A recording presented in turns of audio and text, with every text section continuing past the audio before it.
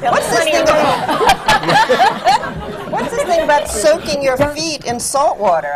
Do you know about that? Is that some My feet just hurt after that show. I do the Epsom salts, yeah. Oh, feet. Well, I do the whole bath. So I got 3-inch heels and on the maximum reg. You got I get to wear sneakers, though. Like, I said, I'll wear whatever you want in the finale, but I'm wearing sneakers. Because I don't leave the stage through the whole...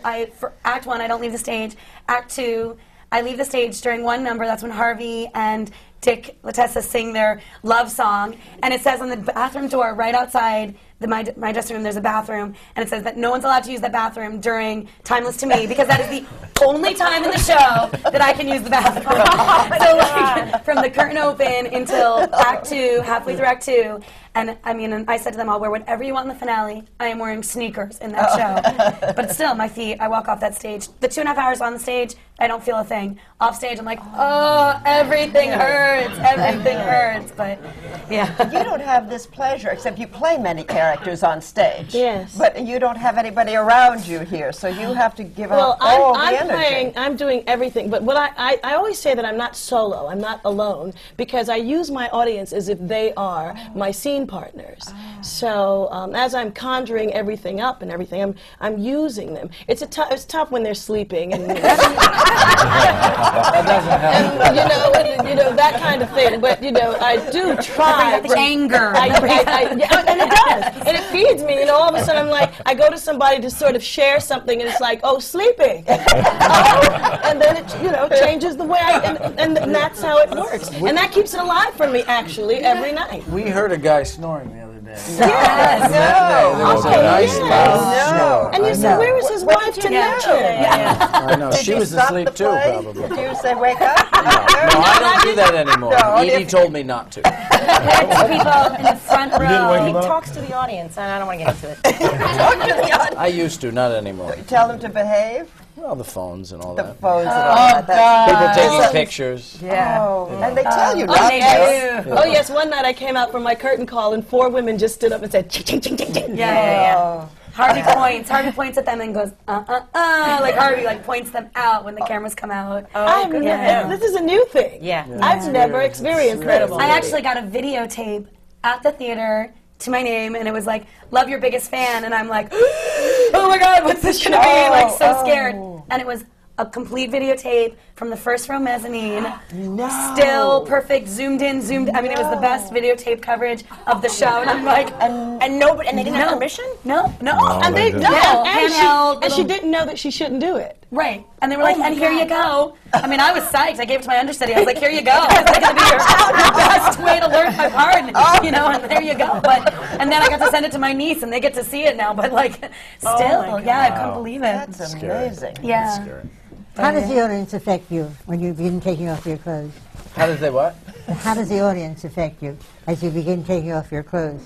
No, well, we start naked. We start completely naked. So it really is, it really is the one real sequence in the play where I do not know that they are there.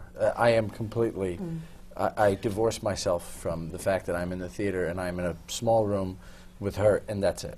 And once that's over, I still am shocked when I open my eyes after the act and I see those people out there. I still am, my heart still sort of, I did that thing I wasn't supposed to do. I did it already once too. I did. Yeah, I didn't want to say anything. Yeah. My heart still jumps when I see that those people are sitting there watching us. With binoculars. With binoculars. Oh my God. Yeah, in the front row too. Oh, we had them in Saigon too. We but the girls would fondly call those dirty old men who'd sit in the front row with binoculars. Yeah. Oh, the pervs are here. Oh no. Yeah. Oh yeah. I did it. Live theater. It's so glamorous, isn't it? I was in, I think, probably the first Broadway show with frontal nudity with males. Most people didn't know that. I was in a play called Doubles. It was in a locker room thing, and Austin Pendleton and Tony Roberts and I. But all I can remember about it was I used to stand up the stage as far as I could with a very convenient towel. Austin Pendleton couldn't wait to take his clothes off. And Tony Roberts came to me one day, and he said, I can't understand why I'm losing this line. I said, I'll tell you, I'll give you a clue. I said, if you can get Austin to drop his drawers one beat later, you'll get your laugh. That's funny. How do you audition for that? Yes, did you have to take your clothes off? Very carefully. The part? No, they didn't say take your clothes off. No. No, we didn't actually get to the nudity stuff until like 2 nights before we opened. Yeah, that's what they probably didn't tell We you. waited till the very end. Yeah. And then you just do it. And then once you do it, the first time was nerve-wracking. I blacked out. I actually have no memory of that. It was pretty frightening. First day. It was pretty frightening. And then it's fine. After that, it really was not. It's not that hard. Do you all have to audition? Do you have to audition, for example, now? Haven't people seen you enough so they don't say... I didn't have to audition for Flower Drum. I was asked over a very nice burger at a very nice cafe by Bobby Longbottom if I wanted to do the show. So it was nice. And like, wow! it was Are really auditions sweet. required? Otherwise, do you, Stanley, have No, to do they auditions? came to. I auditioned for Edie's part. But I gave me this part. And I thought, well, fine. And then you took your clothes off. Right. No, I was. No, they came to me. And do you do many auditions? For yourself. Always working. Oh, no. You didn't audition for yourself. I write these plays so that I can get other plays. You see, no, not just for that reason, but it does help me get other plays. And since I've been writing these plays, I have not auditioned for the plays that I've gotten.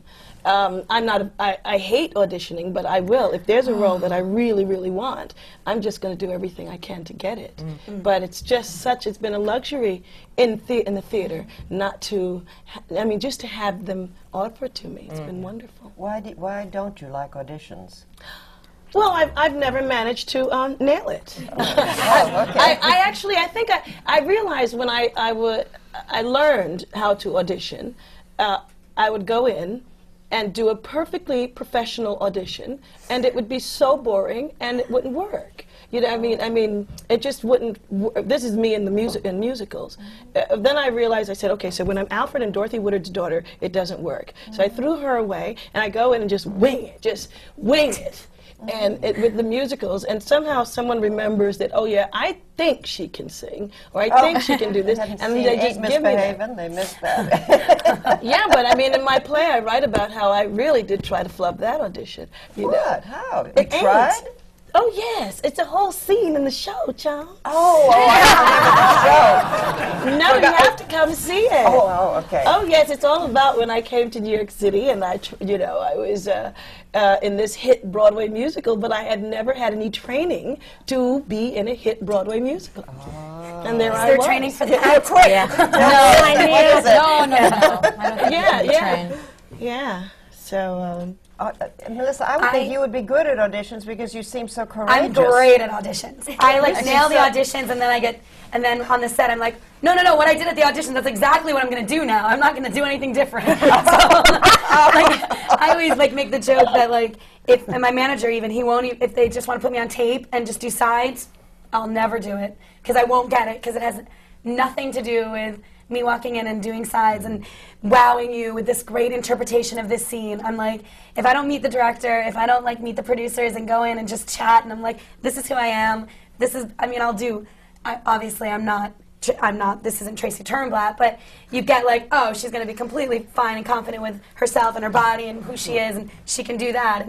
And I go in, I basically am a mess, and I'm like, hi, if you want me to read sides, let's talk for 20 minutes first, and I'll do everything but do my audition. And then once I get to the audition, it usually seems like they're like, oh, we don't even remember what she did at the audition, I think.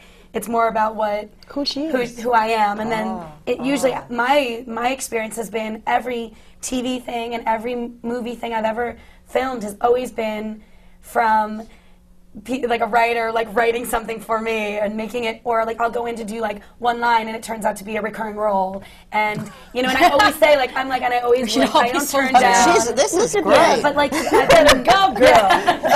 But with Tracy, but for Hairspray, I fought for 2 years for this role.